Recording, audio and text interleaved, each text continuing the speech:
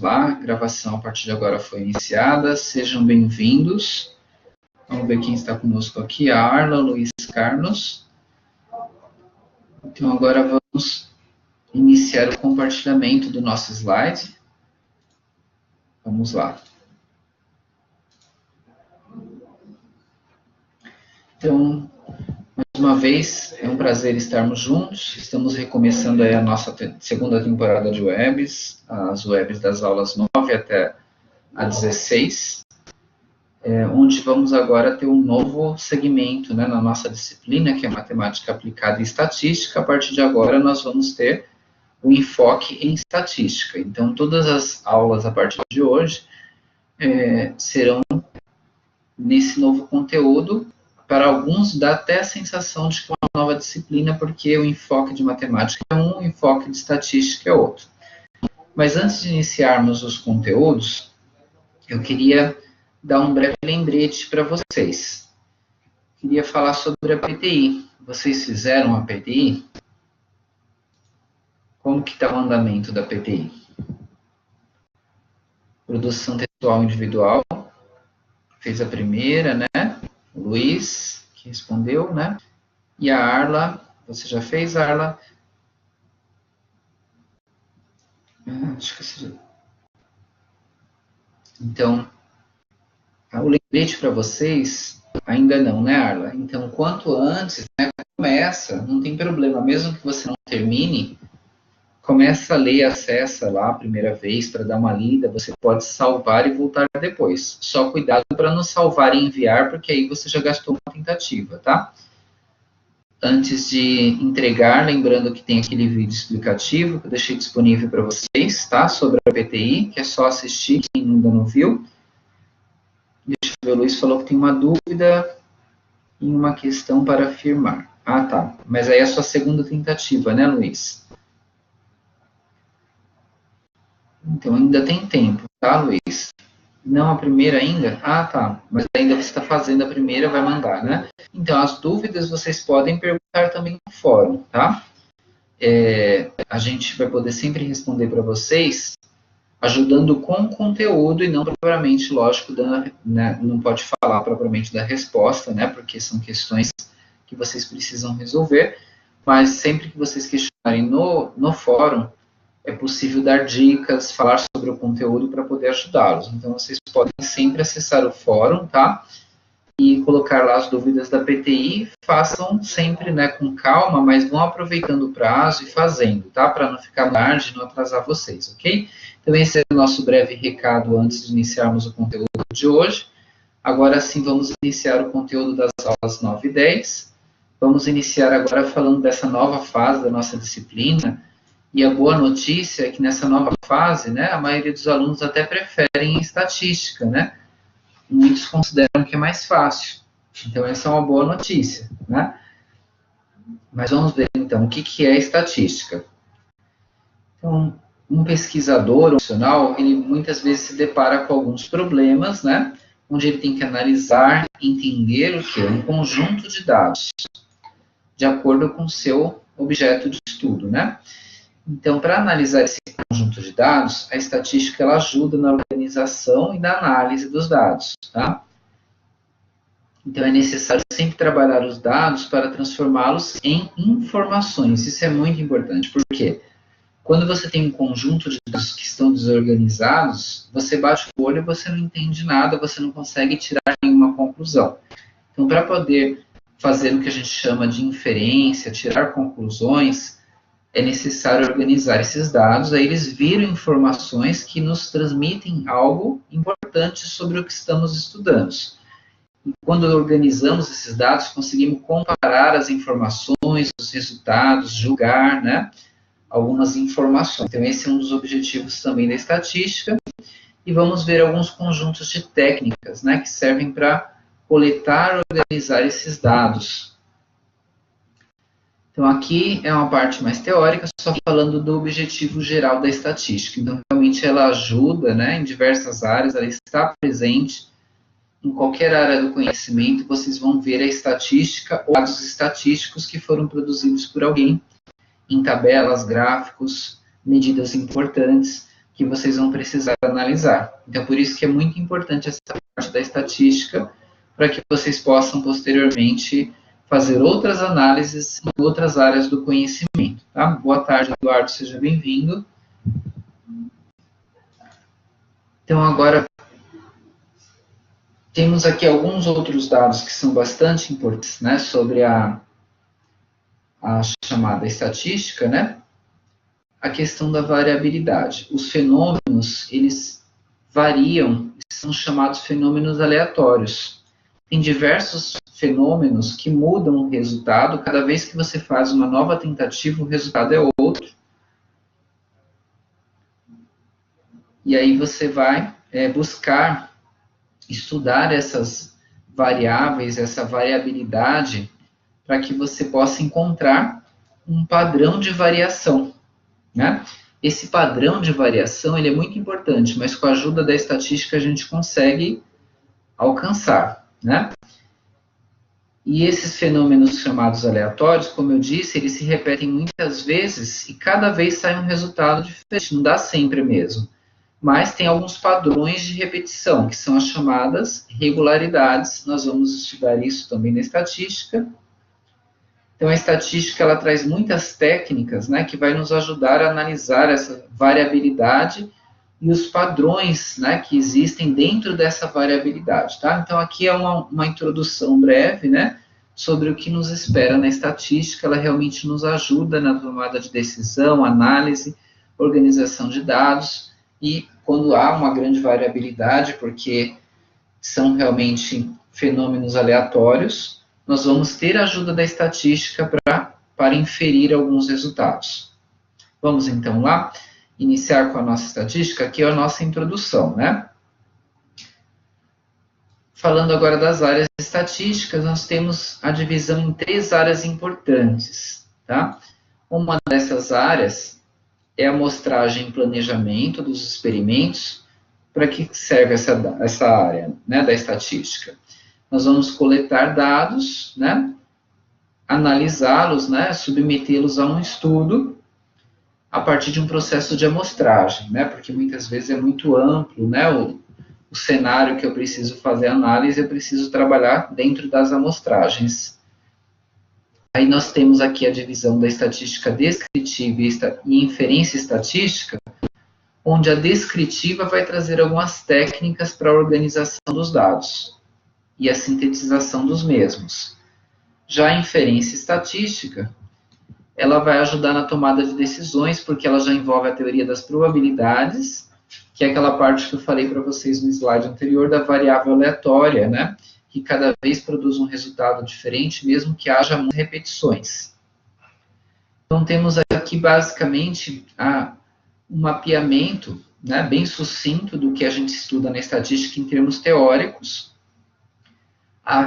As 2 áreas que nós podemos principalmente focar seria a descritiva e a inferência estatística, onde a descritiva vai ser essa primeira parte que a gente começa hoje, né, com algumas técnicas de organização de dados, e futuramente em outras aulas vamos ver a inferência estatística, onde vamos estudar aí a teoria da probabilidade.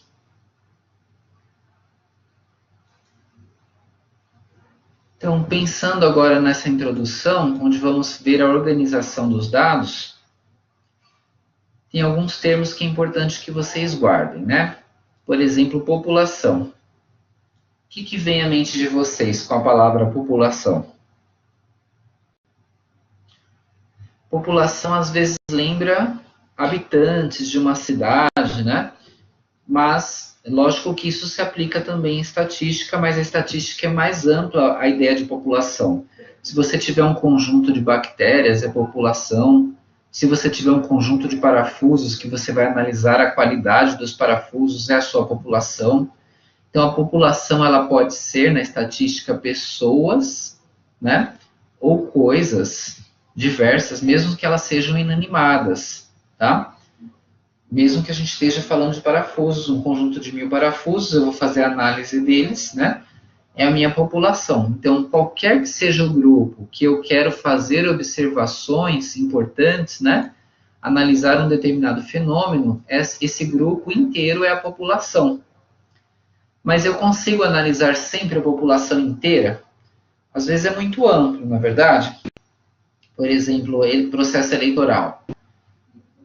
Vai ter uma eleição, por exemplo, vamos pensar aqui, né? Pode pensar numa cidade, mas vamos pensar amplo, né? O Brasil inteiro. Imaginem um processo eleitoral que envolveu o Brasil inteiro, como tivemos no último, né? Aí você pensa assim, vai fazer uma pesquisa. Já pensou se fosse consultar toda a população? Ia ser o quê? Muito trabalhoso, envolvendo milhões de habitantes, assim como também seria muito caro, né? Porque seria tão caro quanto o processo eleitoral que envolve consultar todos os eleitores. Então aí entra o processo de amostragem. Sempre que eu vou fazer uma pesquisa, a amostra é só uma parte da população, é um subconjunto. Pensando em pessoas, né? Esse subconjunto seria um conjunto menor de pessoas que faz parte daquele primeiro grupo, ok? Agora, se eu estivesse falando de 1000 parafusos, que eu vou fazer uma análise, e aí eu tiro uma amostra de 100 parafusos. Aqueles 100 parafusos é a minha amostragem, né? E nós vamos ter aqui também o conceito de variável. O que é variável? Dentro da estatística, variável é alguma medida que caracteriza nosso objeto de estudo. Como assim alguma medida? Por exemplo, eu posso estar falando da idade de alguém, do peso, da altura, eu posso estar falando do grau de estudo. Isso tudo são variáveis, são características do objeto de estudo, certo? Então, só que essas variáveis, elas se dividem em duas grandes classificações. Quais são elas? Pode ser qualitativa ou pode ser quantitativa, certo? Então, as variáveis podem ser qualitativa ou quantitativa. Como o próprio nome diz, né, qualitativa lembra o quê? Qualidade, na verdade, né? Lembra algum atributo. E quantitativa, lembra o quê? Quantidade, um número, né? Então, essa é a primeira triagem que a gente pode fazer das variáveis. Qualitativa ou quantitativa? É uma qualidade, é um atributo ou é uma quantidade? Só que aí depois tem mais uma nova divisão, que seria o quê? Dentro das quantitativas, das qualitativas, elas podem ser chamadas ainda de nominais ou ordinais. E dentro das quantitativas, elas podem ser chamadas de discretas ou contínuas. Então, essa é uma classificação que nós temos das variáveis, certo? Como que a gente faz a distinção? Tá? Eu vou falar a seguir, ó, tem um slide aqui que ajuda a entender. Ó. Variáveis, né, que é alguma característica que eu estou analisando num grupo de estudo, ok? Aí, primeira divisão é o quê? Qualitativa ou quantitativa, certo? A qualitativa está lembrando o quê? Um atributo ou uma qualidade. A quantitativa são numéricas. Só que aí tem uma divisão aqui nas qualitativas. Elas podem ser o quê? Nominais ou ordinais.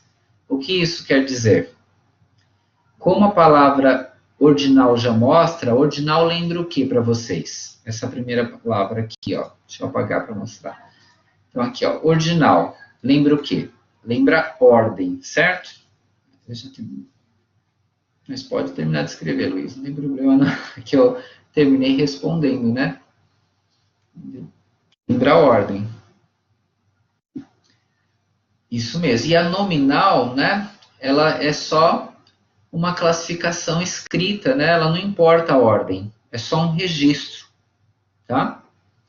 Então, fica fácil se você guardar essa ideia de ordinal, lembra a ordem. Então, se as variáveis qualitativas tiverem alguma importância à ordem, né? As qualitativas, você vai saber que ela também é chamada de ordinal. Do contrário, ela será o quê? Do contrário, ela será a outra possibilidade que a gente chama de nominal.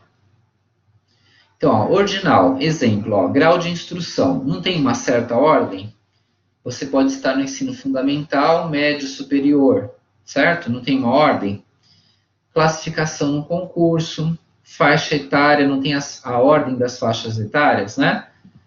a pessoa pode estar na faixa etária entre, né, entre 10 e 20, vamos colocar na faixa de criança, adulto ou idoso, né? Seria uma classificação ordinal.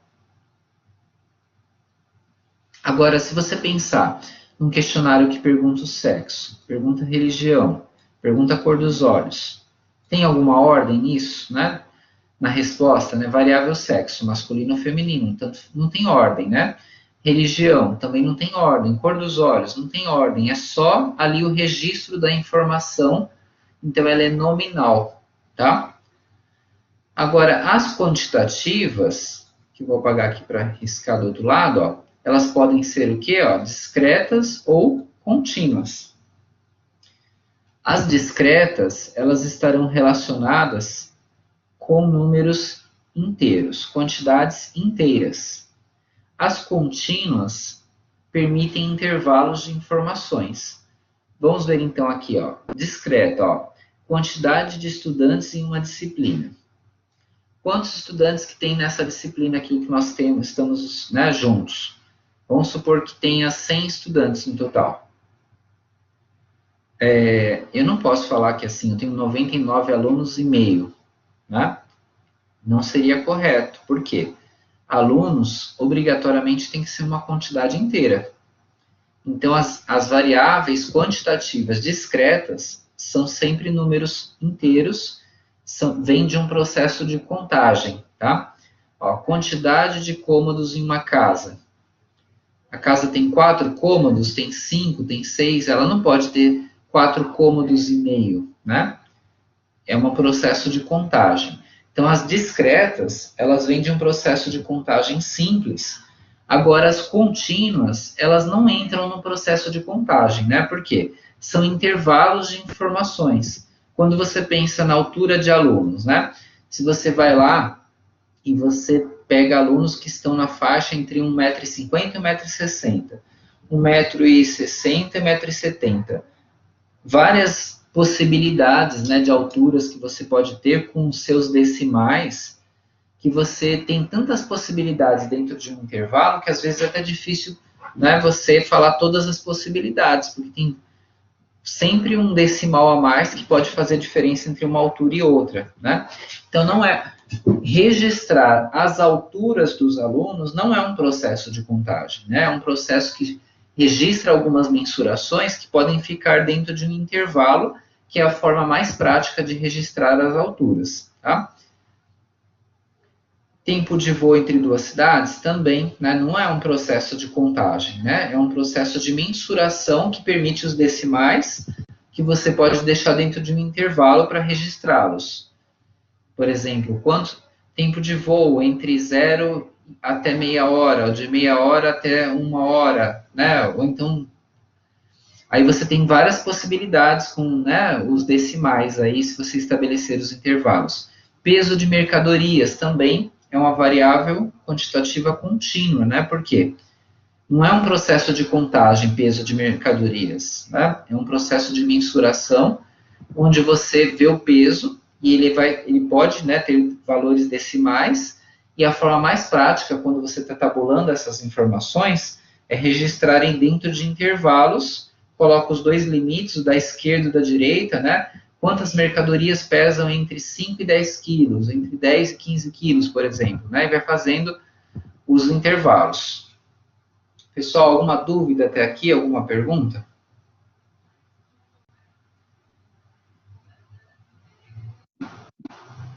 Então tá bom. Qualquer dúvida, fiquem à vontade, tá? Então, surge nesse cenário das variáveis, né, que nós estamos vendo, o processo de organização dos dados. Como que a gente vai organizar os dados? A forma mais tranquila de organizar dados é em tabelas. Essas tabelas, elas podem ter diversas informações. Eu posso inicialmente só organizar as informações em linhas e colunas, né?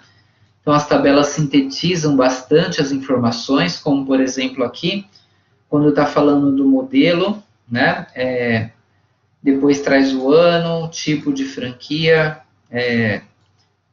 o valor da franquia, casco, bônus, o sexo e a idade. Aqui são dados, provavelmente, né, para uma pesquisa que vai atender o setor de seguros de automóveis, né, que a gente precisa ter várias informações.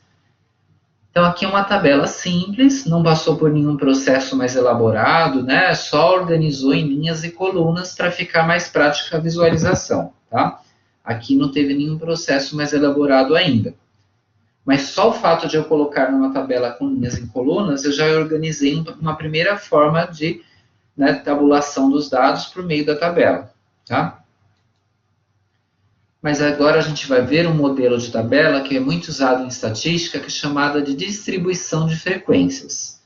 A distribuição de frequências, ela envolve um processo, né, que a gente vai contando quantas vezes cada informação se repete, e essa contagem, ela recebe o nome de frequência simples ou frequência absoluta. Então, vamos supor, dentro do mesmo cenário onde você está estudando aí a parte aí, né, do registro de sinistros ou coisas correlatas aos seguros, né, de automóveis, aqui nós temos, por exemplo, causa do sinistro, diversas possibilidades, né? De onde veio aqui esse 408? Se você pegasse os dados brutos dessas informações, você teria todas as informações lá no geral.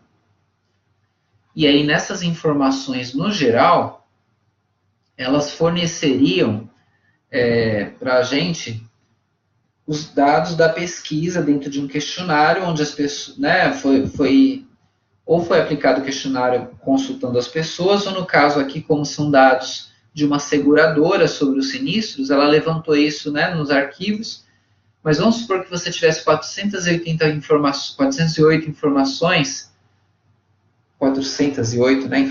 registradas, mas não tivesse numa tabela, seria bem difícil de visualizar, né?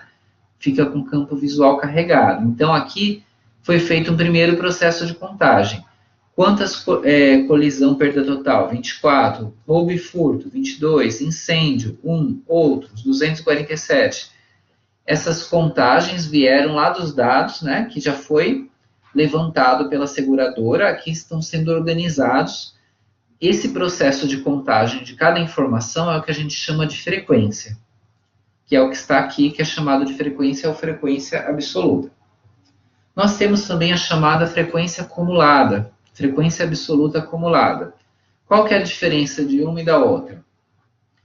A primeira, você só conta cada item individualmente e pronto, ok? Que é a frequência absoluta ou frequência simples. A segunda, que é acumulada, a diferença é que, como o próprio nome diz, está acumulando. Você está somando, ó, 408 colisões, mais 24 colisões, ó, 408 mais 24, somando, ó, 432. 432 mais 22, 454. 454 mais 1, 455. 455 mais 247, 702. Então, na frequência acumulada, você vai somando as primeiras que estavam ali à esquerda, né? Na primeira coluna. Esse processo de somatória linha a linha que vai acumulando é chamado de frequência absoluta acumulada. Nós temos também a chamada frequência relativa. Então, o que seria a nossa frequência relativa? Então, a frequência relativa é um cálculo que nós fazemos pegando deixa eu apagar aqui novamente, ó, cada informação, né, cada frequência, e você divide pelo total, vai te dar a chamada frequência relativa.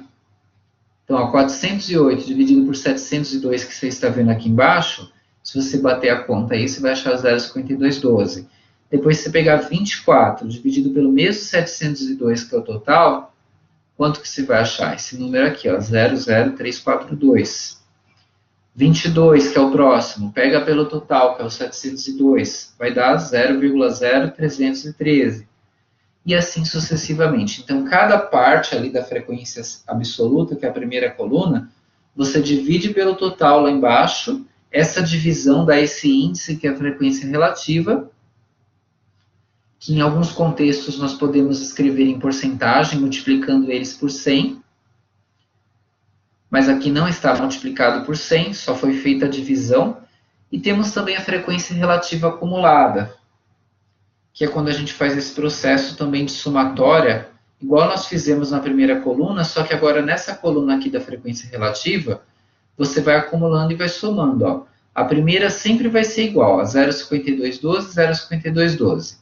A segunda aqui, ó, você já somou 0,5212, que é anterior, com 0,0342, deu 0,6154. Tá? E vai somando o próximo. 0,6154, qual que é o próximo? 0,0313. Aí você acha 0,6467. Só que a diferença é que a frequência relativa acumulada, você está somando olhando nessa coluna aqui, que é a frequência relativa. E vai acumulando, somando uma por vez. Vai acumulando as anteriores, mas a cada coluna, a cada linha que você desce, você soma a próxima, tá? Então, vimos aqui um modelo de distribuição de frequências, onde frequência é o quê? Frequência é um processo de contagem, você precisa dos dados originais para contar a frequência absoluta. A partir da frequência absoluta, você constrói outras frequências, como a frequência absoluta acumulada, que você vai somando aqui e acumulando. Depois tem a frequência relativa, que é o que mesmo? É a divisão de cada frequência simples aqui, frequência absoluta, pelo total. Uma a uma, né? E vai gerando esses valores aqui. E por último, a frequência relativa acumulada, que foi o acúmulo dessa daqui. A frequência relativa vai somando cada linha, ali até chegar no total. O total deu 1, que representa, né, o 100%. Ok, pessoal? Nessa tabela...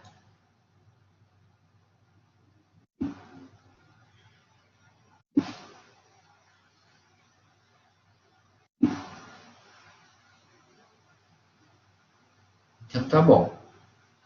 Então, vamos lá. Aqui outra tabela, né? Distribuição de frequências também. Só que aqui a gente tem as variáveis quantitativas, né? As variáveis quantitativas, elas requerem, lembram-se que eu falei para vocês, quando elas são contínuas, né? A gente trabalha com as faixas de informações. Por exemplo, aqui faixa etária, né? Entre 18 e 25, entre 26 e 35, entre 36 e 45. Essas classes que nós estamos observando aqui, ou faixas de valores, ou também intervalos, que é outra nomenclatura comum, como que ela é construída? Elas são construídas.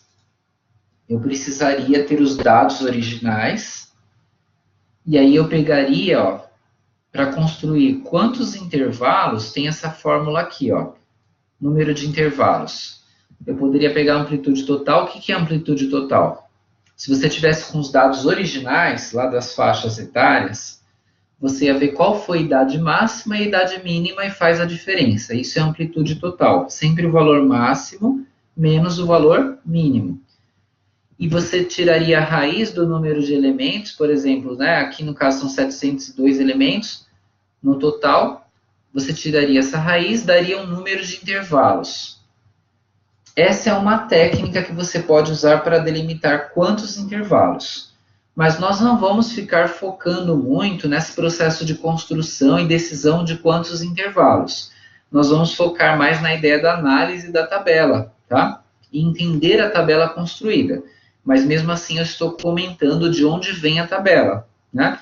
Como aqui está falando de faixas etárias, tem alguma pesquisa que já foi feita. Aí, nesse processo de pesquisa, o que aconteceu? Tinham lá as idades, a idade máxima e a idade mínima, né? Depois que você organizou. Aí, usando essa fórmula aqui, dá para alimentar a fórmula para ver o número de intervalos. Nesse caso, foram usados 1, 2, 3, 4, 5, 6 intervalos, né? E a amplitude da classe é isso aqui, pessoal, ó. Tá indo de 18 a 25, não tá? Ó, tá indo depois de 26 até 35. Essa distância entre o limite da esquerda e o limite da direita é o que a gente chama de amplitude da classe.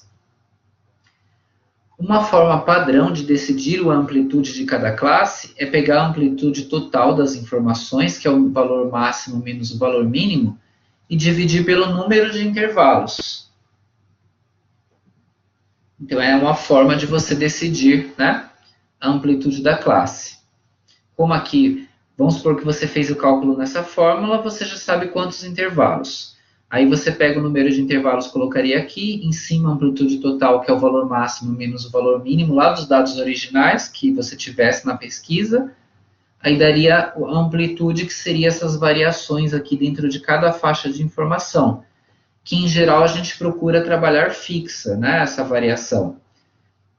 Mas você tem a liberdade, em alguns contextos, de você construir uma tabela para apresentar os dados, e se ficou bem distribuído, você vai ver que vai dar para apresentar bem as informações, você pode ter aí algumas adaptações, como por exemplo, ó, nessa tabela foi adaptado, em vez de colocar mais faixas, colocou só maior que 65 anos, né? Por quê?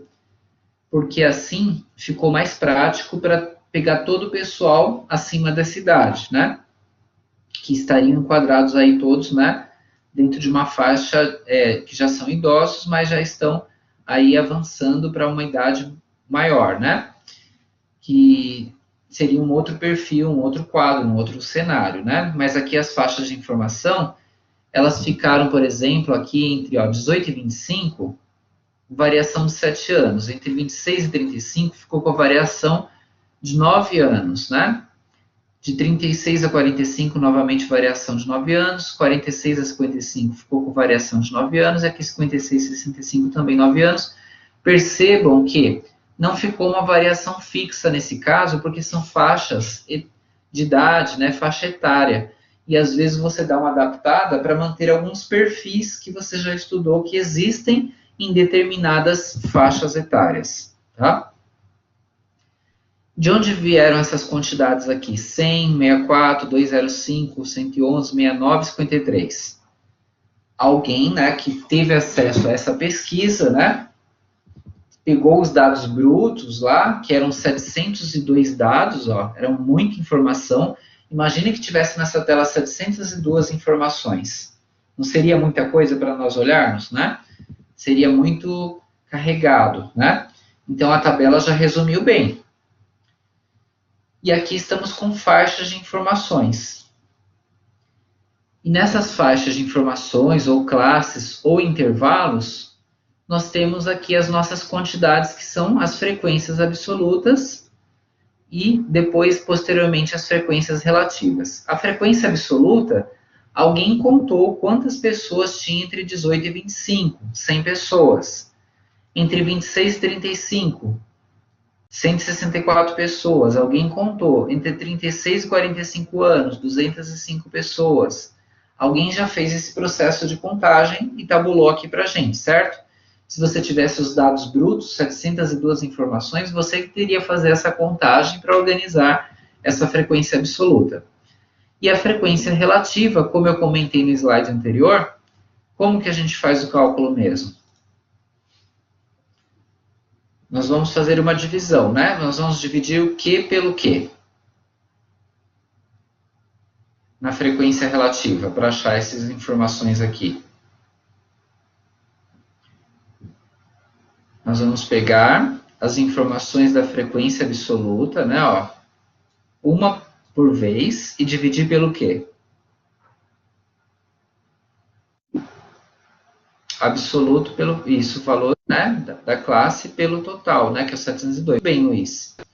Então, aqui cada informação, perdão, 100 pelo 702, 164 pelo 702, cada uma delas, ok? Aí vai gerando esses valores aqui. Nessa tabela, nós não temos a coluna da frequência acumulada, tá? Aqui temos só a frequência absoluta e a frequência relativa. Lembrando que a frequência relativa pode ser também usada em algumas tabelas na forma percentual, é só multiplicar por 100. Então, temos mais aqui uma tabela de distribuição de frequência, que ela é chamada de dados cruzados. Dados cruzados, pessoal, é quando mistura essas informações descritas, como vocês estão vendo aqui, ó. Aqui é a causa do sinistro, né? que estão aqui descritos, ó, roubo ou furto, colisão parcial, perda total, incêndio, outros, mas tem também aqui sexo, né, variável, né, feminino e masculino. Isso nós chamamos de dados cruzados, tá? Aqui não envolve a questão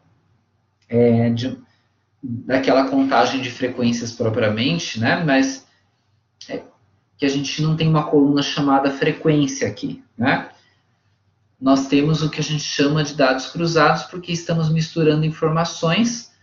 Numa das informações, o enfoque é na causa do sinistro e na outra informação seria se a pessoa que está envolvida no sinistro é do sexo masculino ou feminino. E aí eu tenho que cruzar as informações para fazer a leitura, né? Quantas pessoas, né, por exemplo, tiveram roubo ou furto e são do sexo feminino?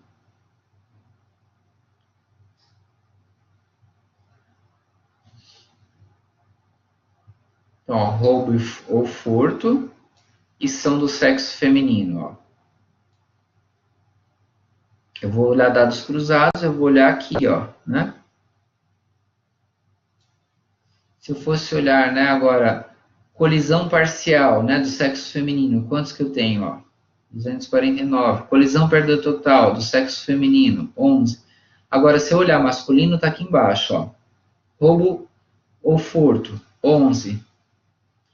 Colisão parcial do sexo masculino, quantos envolvidos? Ó, 159, quantos casos, né? 159. Colisão perda total, quantos do sexo masculino? 13. Então é assim que eu faço a leitura desse tipo de tabela, tá? É a tabela chamada de dados cruzados. Então vamos aqui um exemplo onde a gente vai fazer uma montagem olhando os dados brutos, tá? Então, ó, uma empresa utilizou um questionário para solicitar aos clientes uma avaliação da quantidade da comida. Então, a escala ela vai desde excelente, né, e depois vai caindo, ó, ótimo, bom, médio e fraco, né, representado aí por cada letra, né, que inicia a palavra, né, E de excelente, O de ótimo, B de bom, M de médio e F de fraco. Sintetize os dados numa tabela de distribuição de frequências. Então, aqui são os dados brutos, né? Quando a gente, nem são tantos dados, né? Mas só de olhar já não é muito confortável para analisar, não fica assim carregado? Você olha isso daqui, para inferir, tirar uma conclusão rápida, né? Não é tão prático. Imagine se fossem mais informações. Aquela tabela que a gente acabou de ver lá, né, agora há pouco, tinha 702 informações. Imagine se fosse tudo aquilo, né? E aqui são menos informações, mesmo assim já não é prático para visualizar. Então vamos construir a distribuição de frequência. Numa distribuição de frequência, né, como aqui a variável é qualitativa, não tem intervalos de classes, né? Então, ó, excelente, ótimo, bom, médio. No processo de contagem, eu organizo a frequência absoluta. Então, aqui foi contado. Quantas vezes apareceu excelente? 15, né? Quantas vezes apareceu ótimo aqui em cima, né? 12. Quantas vezes apareceu bom? 11. Então, aqui é o processo de contagem gera frequência absoluta. E frequência relativa? A gente acabou de ver agora há pouco, né? É uma divisão que ela faz uma relação da parte todo, né? A parte seria cada item individual e o todo é a somatória. Então, eu faço a divisão, por exemplo, 15 dividido por 48, e eu acho aqui esse 0,3125. Depois eu faço 12 dividido por 48, acho esse 0,2500, ok? Então, percebam que essa tabela com a distribuição de frequência não facilitou a visualização? Embora sejam poucos, né, dados, dá uma enxugada, né, uma sintetizada que facilita a nossa visualização e a nossa análise. Esse é o grande objetivo de construirmos, né, distribuições de frequência. Temos também uma outra forma de sintetizar as informações, que são os gráficos, né? Futuramente nós vamos trabalhar alguns exemplos de gráficos. Aqui é só para vocês darem uma olhada nos tipos de gráficos, né? Nós temos os gráficos aqui com colunas, nós temos o gráfico em pizza, né? Nós temos o gráfico em linha, nós temos aqui o gráfico onde só foram tabulados aí os pontos, né? Bem semelhante aí ao plano cartesiano. Então, esses dados no gráfico, ele permite também uma visualização mais prática, né? A gente não vai dar muita ênfase na aula de hoje, mas futuramente a gente vai falar da importância dos gráficos para sintetizar também as informações e permitir uma facilidade maior nas análises.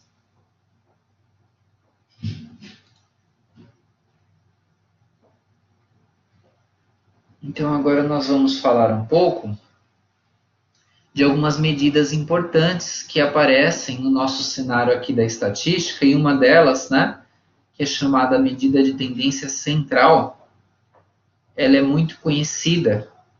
E por que ela é chamada de medida de tendência central, junto com outras duas medidas? Porque a média tende a sempre estar mais ou menos no meio das informações, se você observar o conjunto de dados, né? Como que eu acho uma média aritmética simples? Vocês já estão acostumados do dia a dia, né? Isso faz parte do nosso cotidiano, então nem precisaria pensar em fórmula, né? A gente soma tudo, né? Quando eu tenho meu conjunto de dados, como aqui está dando, né? O 6 recipientes, né? Está falando da quantidade aí de cada um deles. As informações foram fornecidas, nós estamos somando, dividindo por 6, isso já me dá o que eu chamo de média aritmética simples. É um conceito muito importante, é chamada de medida de tendência central, porque está no meio das informações aproximadamente. Por exemplo, ó, se você olhar esse 6,005, ele não ficaria mais ou menos no meio das informações, né? Não fica exatamente no meio, mas é uma tendência de estar no meio, tá? E a média ela é muito usada e é muito estudada aqui nas nossas análises na estatística. Mas nós temos também a chamada média aritmética ponderada. Vocês já ouviram falar da média aritmética ponderada? Um exemplo, né, que vocês vivenciam aqui no curso é a nota de vocês, né? A média de vocês ela é feita pela média aritmética ponderada.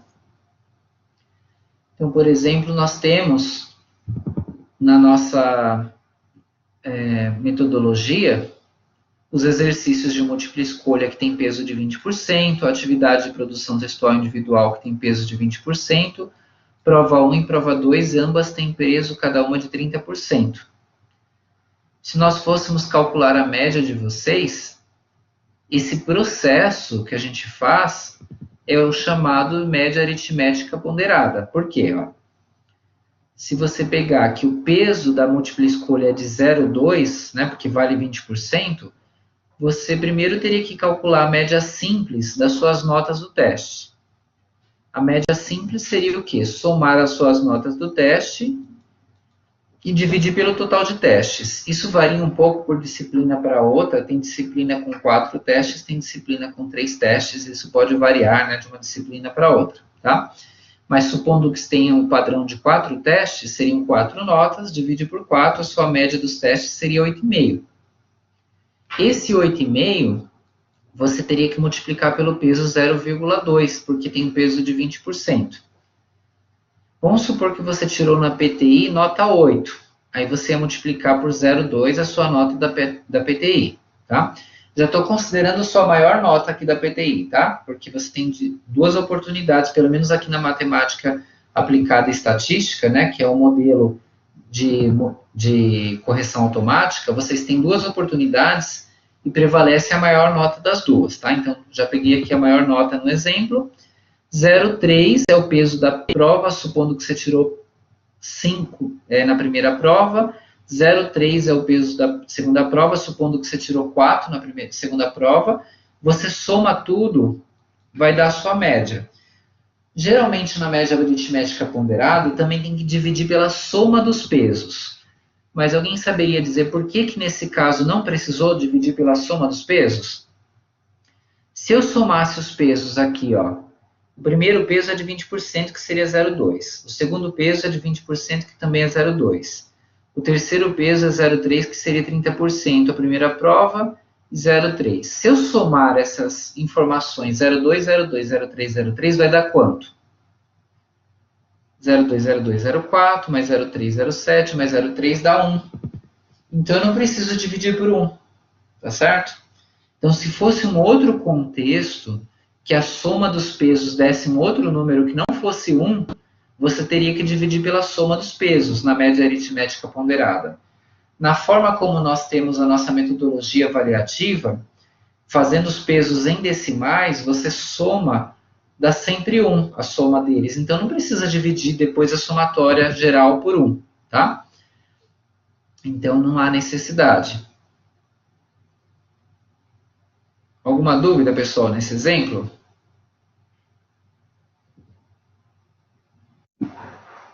Ok, né? Então, a média aritmética ponderada, tá? A diferença da média aritmética ponderada e a simples é que a simples soma tudo e divide pelo total. A ponderada tem os pesos. Vamos ver a média aritmética ponderada agora com as classes, lá nas tabelas que nós estávamos falando hoje, né? Então, ó, estudando-se consumo diário de leite, verificou-se que em certa região 20% das famílias consomem até 1 litro, 50% consomem entre 1 e 2 litros e 20% consomem entre 2 e 3 litros. E o restante consome entre 3 e 5 litros. Calcule a média da distribuição. Então, aqui eu tenho, pessoal, entre 0 e 1. O problema falou que consome quanto entre 0 e 1? O problema já tinha falado, né? Ó, 20% até 1 litro, né? Então, entre 0 e 1, né? 20% ou 0,20, deixando em decimal. Entre 50% entre 1 e 2 litros. Então, tá aqui, ó, entre 1 e 2 litros. 0,50. Entre 2 e 3 litros, o problema falou que era 20% ou 0,20 aqui em decimal. E entre 3 e 5 litros, o problema também falou que era o restante, como sobraram apenas 0,10 ou 10% para chegar no 100%, a gente deduz, então, que a última classe teria que ser 0,10 ou 10%. Então, aqui, para calcular a média, o que eu vou fazer? Quando tem intervalos de classes, eu tenho que pegar o ponto médio de cada classe. O que seria o ponto médio de cada classe? Ó, entre 0 e 1, o ponto médio seria o meio, seria meio aqui. Mas se eu tivesse dúvida, de onde vem esse ponto médio? É só somar os extremos, 0 mais 1. Dá 1, divide por 2. Vai dar quanto? Vai dar meio. Qual que é o ponto médio entre 1 e 2? Aqui seria 1 e meio. É fácil de perceber o ponto médio porque ele está bem no meio mesmo das duas informações. Entre 2 e 3 seria o quê? 2,5. Batendo o olho, às vezes com a prática, você vai percebendo ali o valor, né, que seria o ponto médio. E aqui entre 3 e 5 seria o quê? O 4. Mas vamos supor, bater uma dúvida, de onde veio os valores? Vamos fazer as contas, ó. De onde veio aquele meio lá no primeiro? 0 mais 1, que são os extremos, dividido por 2, isso vai dar o quê? Meio. De onde veio aquele 1,5 lá no segundo? É 1 mais 2, que são os extremos da segunda classe, né? Divide por 2, vai dar 3 dividido por 2, vai dar quanto? 1,5. Aí depois você fala, de onde veio o próximo? Entre 2 e 3, 2,5, né? Somo 2 com 3 dá 5, divide por 2, dá quanto? 2,5. E nesse último aqui, ó, somo 3 com 5, dá quanto? Que são os extremos, né? Dá 8. 8 dividido por 2, dá 4. Quando você pega e faz esses pontos médios, que é o valor do meio, se você tiver dúvida, é só somar os extremos e dividir por 2, você pega esses valores e multiplica pela frequência relativa aqui, né, para achar a média, né? Então, aqui, ó, meio vezes o 0,20, tá vendo, ó? 1,5 vezes o 0,50, o 2,5 vezes o 0,20 e o 4 vezes o 0,10.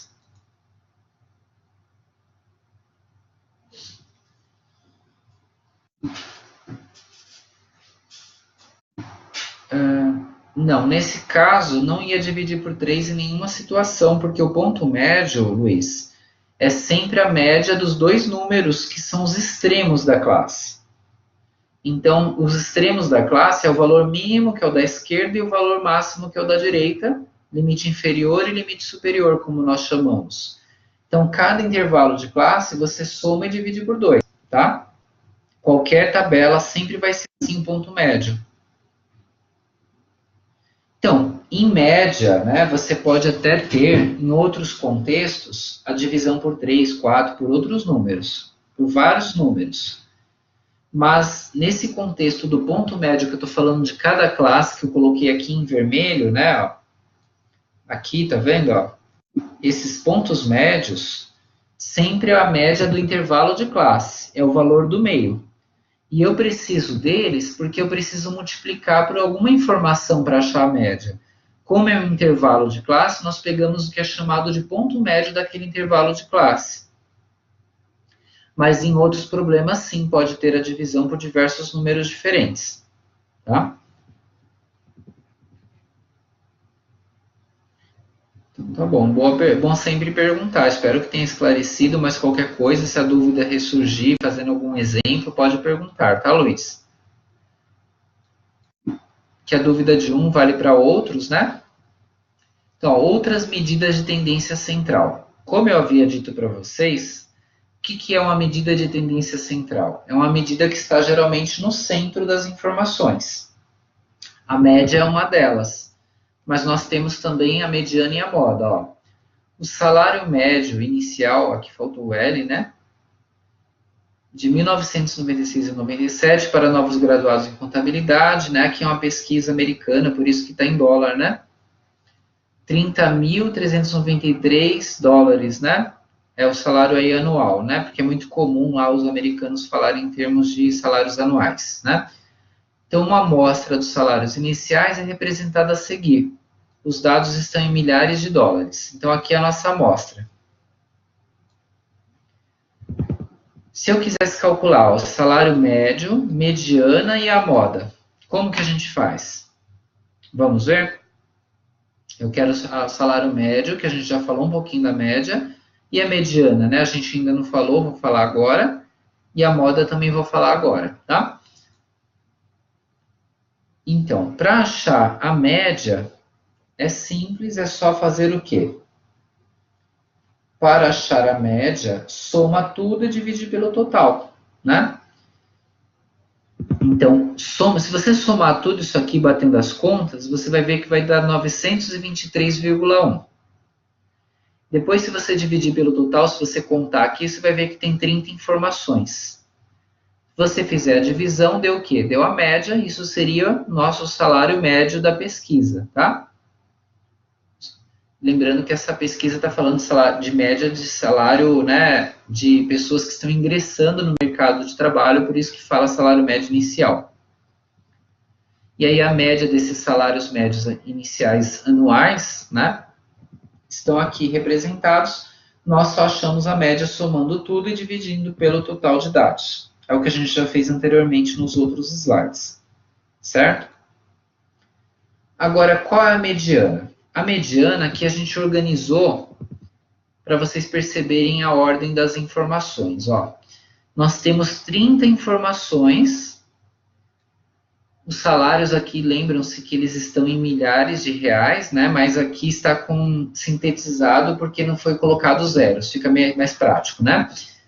Como que eu acho a mediana? A mediana, ou nesse caso o salário médio, a mediana é sempre o valor do meio, guarda essa ideia, tá? A mediana é o valor do quê? Do meio, é um valor que divide o grupo 50% antes dele e 50% depois dele.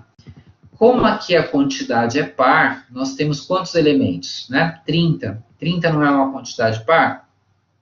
Se eu tentar achar exatamente um único valor no meio, eu não vou encontrar, porque sempre vai ficar um pouco mais antes ou depois, quando eu pegar um único valor, porque a quantidade é par. Isso sempre acontece, né, com quantidades pares. Com quantidades ímpares, é mais fácil. Eu pego um único valor que divide exatamente o meio, né, e é simples de achar. Agora, com quantidades pares, isso já não acontece, tá?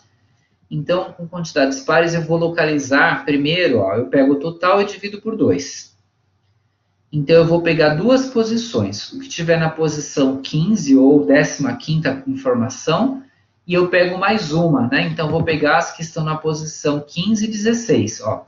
Posições 15 e 16. Então, toda vez que for par, sigam esse critério. Pega o total de dados, divide por 2. Aí você pega duas informações. A que tiver naquela posição que você acabou de achar, dividindo por 2, e a próxima, tá? Pegando essas duas informações, você vai fazer o quê? Você vai somá-las e dividi-las por 2. Isso daqui vai representar a nossa mediana, tá? A mediana é um valor que está no meio. Quando você pensa na mediana, em termos de análise, o que ela representa? Aqui, se você multiplicar por 1.000, né, porque essa pesquisa está em milhares de reais, né, foram economizados aí alguns zeros, eu posso multiplicar por 1.000, e eu sei que a mediana seria 30.550. Nessa pesquisa, quer dizer que metade ganha até 30.550 e a outra metade ganha acima. Isso é a mediana. Tá? Se fosse ímpar, mais fácil ainda, né? Era só achar o valor do meio, não precisaria ficar somando, né, e dividindo por 2. Esse artifício, esse recurso, eu só uso quando? Esse que a gente acabou de usar. Só se a quantidade for par. E aqui a mediana, que é o valor que está onde? Está no meio, ok? Alguma pergunta, pessoal, aqui na mediana? Ok, né? Então tá bom. Qual que é a moda? O que é moda, pessoal? Moda, como o nome lembra até da ideia de moda do dia a dia, quando você pensa que algo está na moda, é porque está acontecendo muito frequentemente, não é isso? Ou um comportamento está na moda, uma roupa está na moda, quer dizer que aquilo se repete mais do que as outras coisas. Está sendo uma tendência. Então, no caso, moda em números é muito parecida a ideia, né? É o número que mais se repete. Desses 30 salários, né, daqueles profissionais que estavam entrando no mercado de trabalho, daquela pesquisa que a gente acabou de ver agora há pouco, qual é o salário que mais se repetiu? Aqui já está destacado para a gente em amarelo, né? O salário que mais se repetiu. Então, aqui, você tem, né? Esses aqui mais se repetiram. Uma observação importante, pessoal, que eu não havia feito para vocês, mas é importante só para acrescentar, toda vez que for trabalhar com mediana, que foi o slide anterior, colocar em ordem, tá? Percebam que as informações aqui estão na ordem crescente. Isso é muito importante, tá? Isso facilita a análise e isso é fundamental, porque a mediana é o valor do meio, tem que estar na ordem, tá? Mas até para achar a moda é mais fácil, ó. Como aqui estava na ordem, não ficou fácil de ver o valor que mais se repetiu? Se tivesse desordenado, já não seria tão fácil, certo? Então, o valor que mais se repete, é tranquilo, você acha é a nossa moda, tá? E se não tiver nenhum valor que se repita, todos aparecem na mesma quantidade. Aí eu chamo, ó, de amodal. Quando não tem moda, amodal.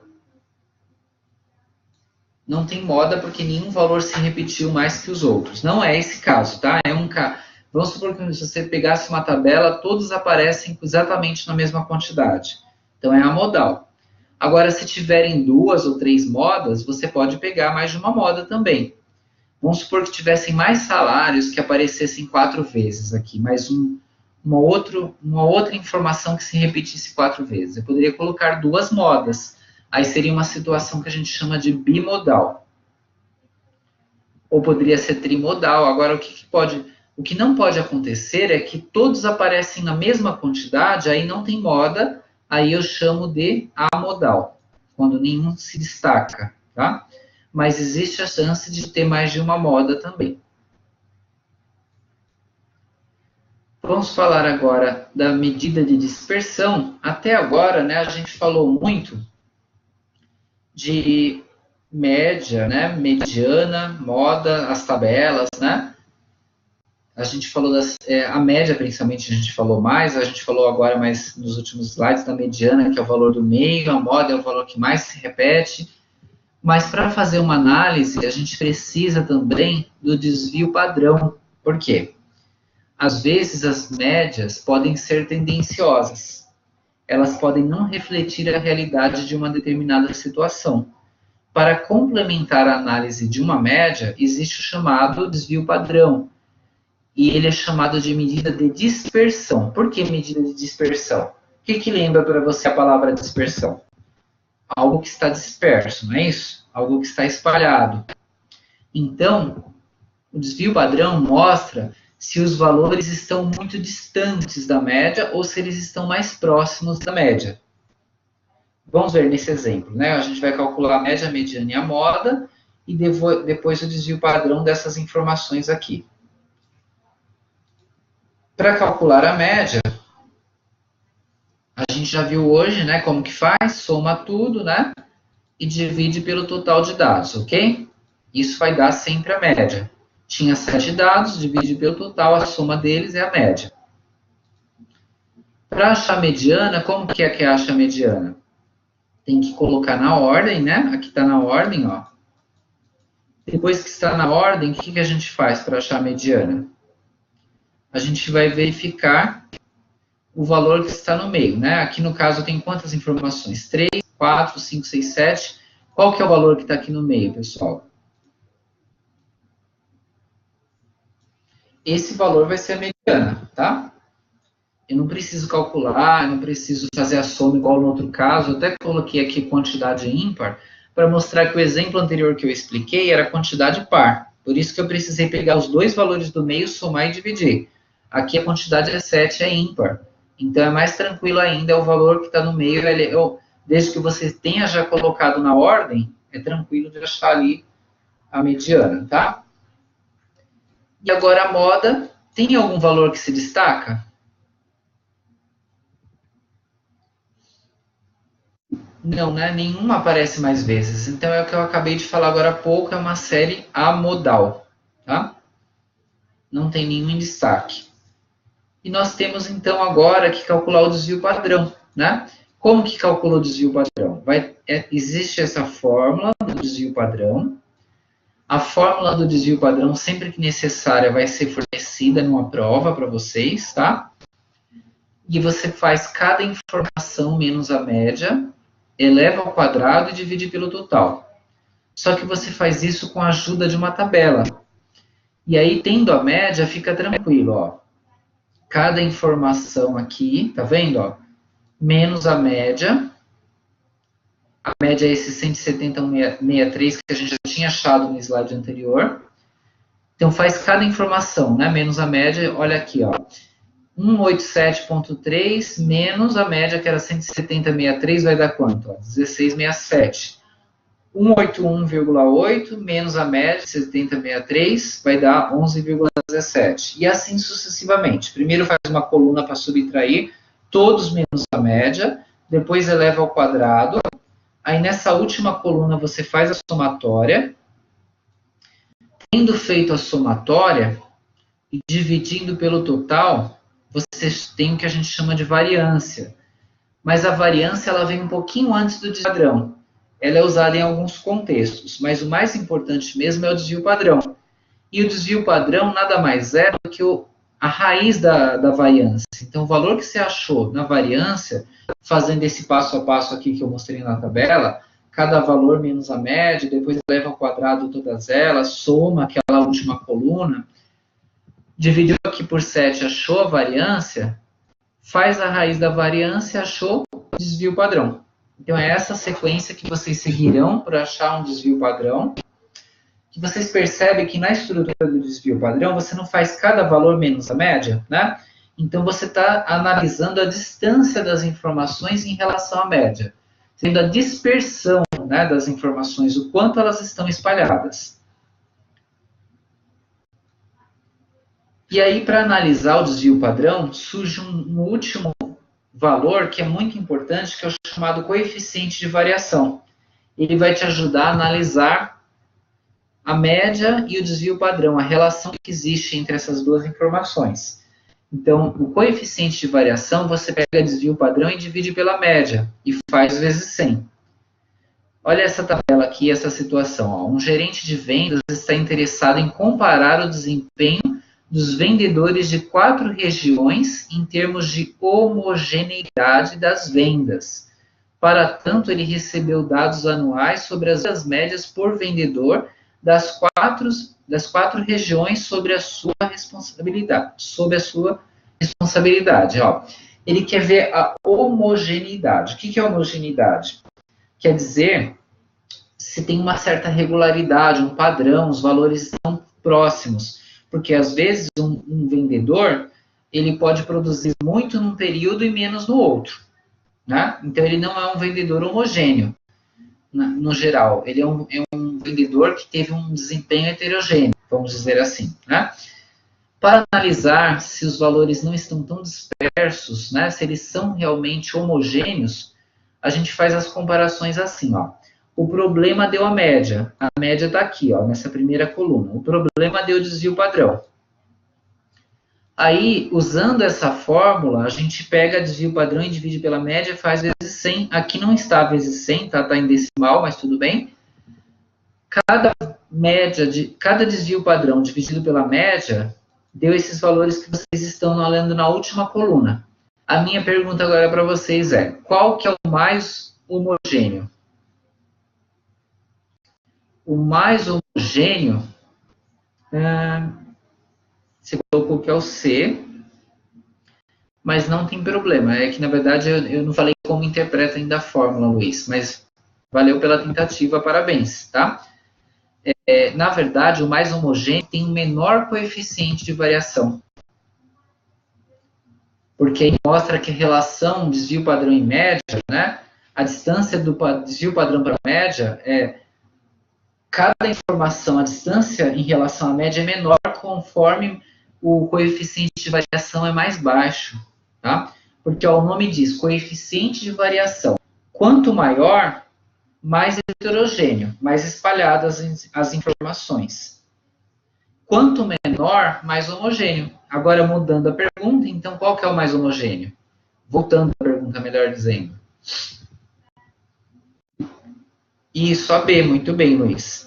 O mais homogêneo vai ser aquele que tem o menor coeficiente de variação. Ele tem mais regularidade, né? Ele pode ser até o que não vendeu mais em média, mas ele vendeu com mais regularidade durante vários períodos, tá? Porque os valores dele estão próximos da média no geral. Às vezes um vendedor teve uma média boa, mas, por exemplo, mais alta, mas ele não teve regularidade. A média deu alta porque em alguns meses ele vendeu muito e outros ele vendeu muito pouco. E aí a média ficou mais alta, né? Por causa daqueles valores maiores. Mas quanto menor for o coeficiente, mais homogêneo, isso mostra uma regularidade das informações, né? Uma regularidade da dispersão dos valores em geral em relação à média. Agora, se eu mudasse a pergunta para vocês, eu falasse não qual é o mais homogêneo, mas qual é o mais disperso, qual que tem maior dispersão?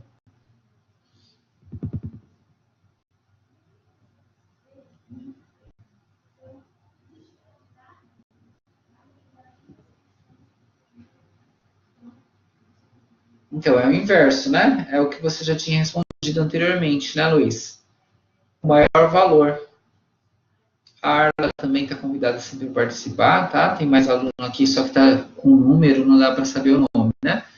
Mas vocês estão sempre convidados, fica à vontade, tá? Sempre que desejarem participar. Então, a ideia é essa, tá? Quanto maior, mais espalhado, mais disperso, menos regularidade, porque houve uma variação maior. Nesse problema, ele pediu qual que é o mais homogêneo. Então, a resposta seria realmente o B, porque ele tem o menor coeficiente de variação. Mas se o mesmo problema pedisse qual que tem maior dispersão, a resposta seria o C, porque ele tem maior coeficiente de variação. Tá? Então, pessoal, aqui a gente tem esses links aqui eu mandei para vocês. Aqui eu falei mural, mas na verdade no aviso, né? Que tem lá para vocês, tem esses vídeos que eu indiquei, eu coloquei no aviso agora recente, né? E aí vocês podem dar uma olhada lá. Eu acho que tem outros vídeos indicados também lá para vocês, que vocês podem assistir, que vão contribuir para a aprendizagem. Então, ó, tem vídeo falando de variância, desvio padrão, média, mediana e moda, dados agrupados, né? Média de dados, dados agrupados. É importante que vocês, sempre que sentirem necessidade, né, reforçarem os estudos. Esses vídeos são bem rápidos, tá? Eles estão disponíveis, os links lá no, se vocês entrarem lá no Black, né, nos avisos, tá? Até escrevo a palavra clique aqui, é só clicar que vocês já são direcionados. Então, obrigado pela presença de vocês, né? Foi um prazer estarmos juntos, espero sempre ter contribuído, espero que vocês aproveitem o máximo possível, tanto quem está presente aqui, que nós temos a Arla, o Eduardo, o Luiz, né? Como também todos vocês que posteriormente estiverem assistindo, tá? Muito obrigado também, né, pela audiência. Mas, obrigado, fico feliz que tenha gostado, Luiz. Falou que a aula é muito atrativa, muito obrigado. Espero sempre trazer exemplos que motivem e ajudem vocês a pensarem, tá? E as perguntas, sempre que eu lanço para vocês pensarem, ajudar a organizar os pensamentos, as ideias, né, com os exemplos. Então, boa tarde para você também, Eduardo, Luiz e a Arla, né, que estiveram juntos conosco. E para você que está assistindo depois também, sucesso, tá, na disciplina. Sempre lembrem-se, tá, de participar nos fóruns quando sentirem necessidade e administrem bem os prazos de vocês, tá bom? Que vocês tenham a PTI, quem não fez ainda, faça com calma, ainda tem tempo, mas não deixem de começar, de iniciar, de pensar, tá bom? Forte abraço a todos, um sucesso, até a próxima.